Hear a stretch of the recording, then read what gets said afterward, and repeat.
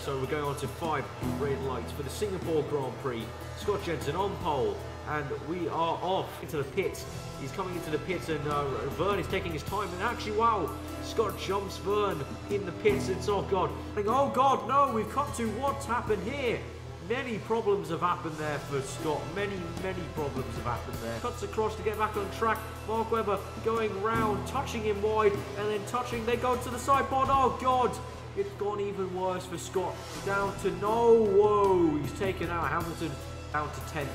This has been such an anti-climax of a race for Scott here.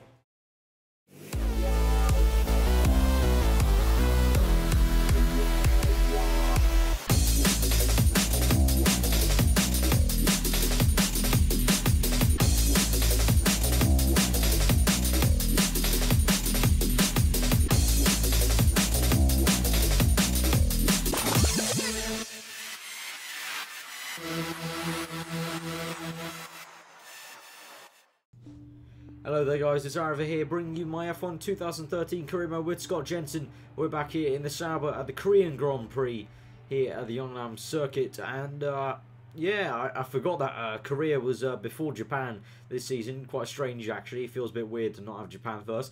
But here at Korea, Scott has had a fantastic qualifying. He's into pole position once again, 2 poles in a row, Singapore and Korea. It seems they're Sauber are really nailing the car right now for qualifying. Let's see if Scott can this time convert it to at least a podium, maybe if not a win. So here's going through the setup that Scott's got running at the Korean Grand Prix. So yeah, obviously in Singapore, as you saw in the previously little clip there, things went very badly for Scott, so we'll see what happens here in Korea. It's going to be a 2-stop, surprisingly, having the soft tyres and the mediums, and obviously we're going to the end on the mediums as it's a much better race tyre. We're going to get these options out of the way as quickly as possible here with Scott. I'm going to ride on board with him today in the Sauber car around Korea. So let's get on to the grid for the Korean Grand Prix. It's going to be very interesting indeed. We've got Scott obviously on pole, trying to impress his Ferrari bosses up at the top. He's in the Ferrari Young Drivers program, so he'll be looking to try and get a contract with them next season. His rival Felipe Massa, obviously, you know, rumoured to be leaving Ferrari, and lots of rumours saying Scott will be the one to replace him, so we'll have to see about that. But Fernando Alonso and Sebastian Vettel are right now fighting for the title, so we'll have to see how things go today. We've got Hamilton locking on the front row with Scott today. We're going to 5 red lights for the Korean Grand Prix, and we are off, and Scott's getting okay start was, and actually that I raced this with manual gears and suggested, as you can see there. So yeah, we're getting back to the action now, so let's see how that affects everything. I may miss my downshifts and my upshifts here and there a bit, so excuse maybe some bad driving we're about to see. Let's go on. So Scott's had an actually excellent start, and he's into first place now, and he's continuing on to first place, I should say, and he's coming down to the hairpin, and the downshifts are pretty nice. No, he's gone wide a tad. We will be seeing a few mistakes, you know, trying out manual suggested for the first time in a career mode race, so we'll see how that goes really. And we've got Sebastian Vettel honking down at that Sauber, but looks like Scott's got it all under control so far. Going to come through the section, understeering a tiny bit, obviously heavy fuel. He's not used to the heavy fuel loads while downshifting yet, and so he's going to stay in first place till the end of his stint really, and it all goes pretty well. On to lap 7 coming to the pits for Scott.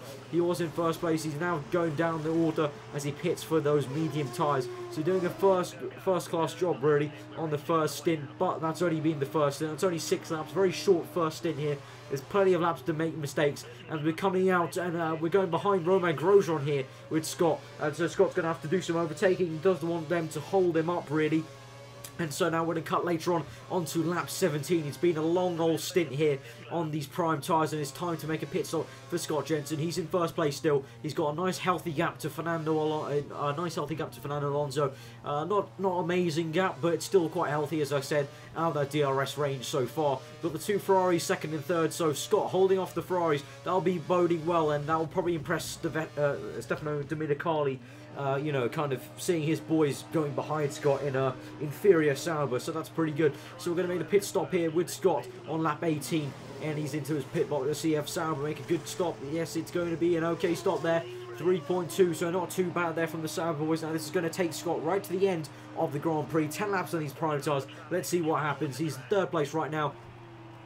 4th place right now as he goes behind his teammate there. So Scott having to so trying to battle with his teammate coming out of the pits, and now Nico Hülkenberg, his teammate, is getting some slipstream on him, so this is just directly out of the pits. His tyre's going to be cold, he ducks right, he's going to stay to the inside, let his teammate go around the outside, and his teammate has overtaken him, so this is halting Scott a bit. His teammate is overtaking him, and he's going to have to stick behind his teammate for maybe a whole lap, because it's very hard to overtake here at Korea once you're past the first sector. So we'll have to see what goes on with the Sauber boys. Will Hülkenberg yield to his teammate, who's in a better position right now, race position? Obviously there are team orders allowed, but Sauber strongly believe in no team orders, and also Ferrari have told Sauber not to affect Scott's race, and they want to see how he does by himself on his own on track to make sure he is going to be a proper good Ferrari driver for them in the future. So he's sticking behind Hülkenberg at the moment, behind his teammate. So obviously some dirty air. There's a bit of understeer in this game when you're in the dirty air. It also affects tyre wear quite a lot if you're in the dirty air. Alonso is actually behind Scott, to note, so the only one that can really jump him is Massa now. And as I'm talking, Scott's actually trying to go around the outside of Nico Hülkenberg's teammate. He went down the inside of the previous corner. He goes around the outside into the third gear there. Now down to second just to get a better turn in. And he's overtaken his teammate. A beautiful move there by Scott. Really inspired to try and get past him to gain some time and not let Felipe Massa jump him in the pits. He's catching up to Webber, an absolute treat. I think Webber is actually struggling on his first set of medium tyres here. So Scott will breeze past him. And surely Webber's going to come into the pits right now. And yes, he does. He comes in the pits. Scott's going to use the rest of his curves. He's in third place right now. Massa's in the pits, so he's going to come up to second now. We've got Hamilton there. It's all going to plan for Scott right now. He's into first place there. There's Hamilton, I think. Or that might be another card. And yes, Hamilton's got some time left on the table. So Alonso comes through for second place as well at the moment. So now onto lap 20, going down to the hairpin. Scott's going right now, but no, he downshifts too much. He's into reverse gear.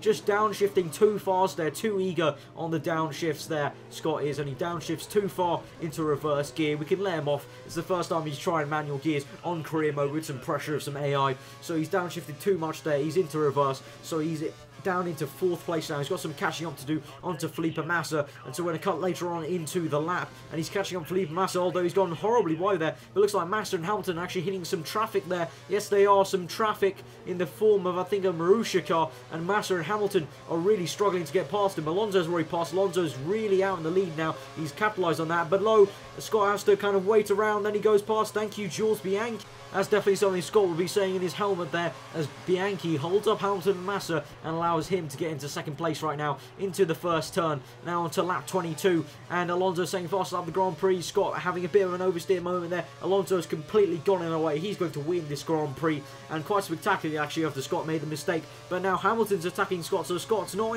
is in trouble right now. He's not got this second place secured. Hamilton's gone past. Hamilton passed down into the hairpin with DRS.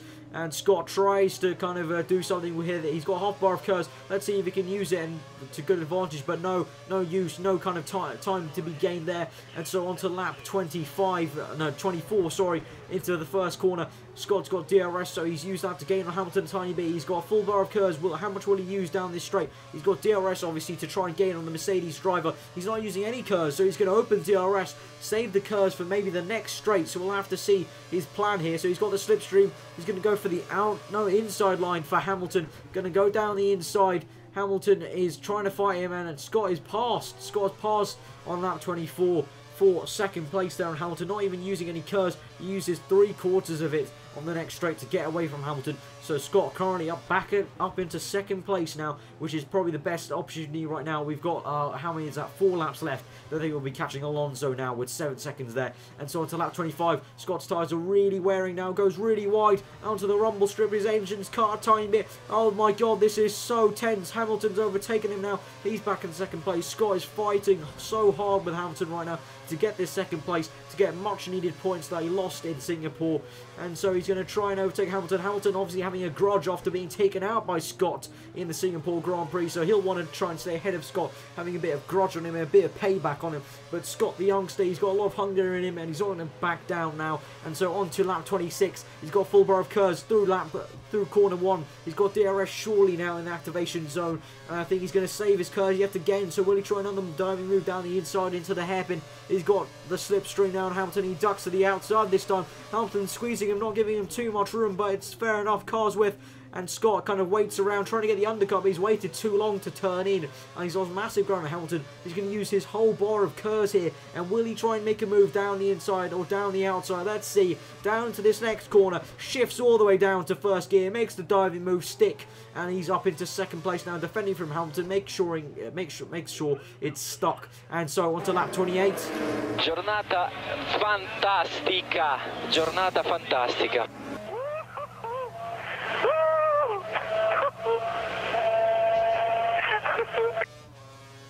So Fernando Alonso has won the Korean Grand Prix. Scott Jenson comes home in second place. Very good for the youngster there in the Sauber, the inferior Sauber to the Mercedes and Ferrari, and he's beaten both today. He hasn't beaten Alonso, but he's come in second place, and that'll be a very good day for him. If you guys enjoyed this episode, give it a like. If you did, comment below, subscribe if you're new for weekly F1. I've been aarava. Hope you've enjoyed this episode. Scott, second place, brilliant there, but Alonso takes the lead of the championship. I'll pass it over to my colleague Jeff to tell you through the results now of the Korean Grand Prix, but a fantastic day for Scott Jenson. Second place, making up for a dismal Singapore Grand Prix. I'll see you guys next time. Hope you enjoy the rest of your day.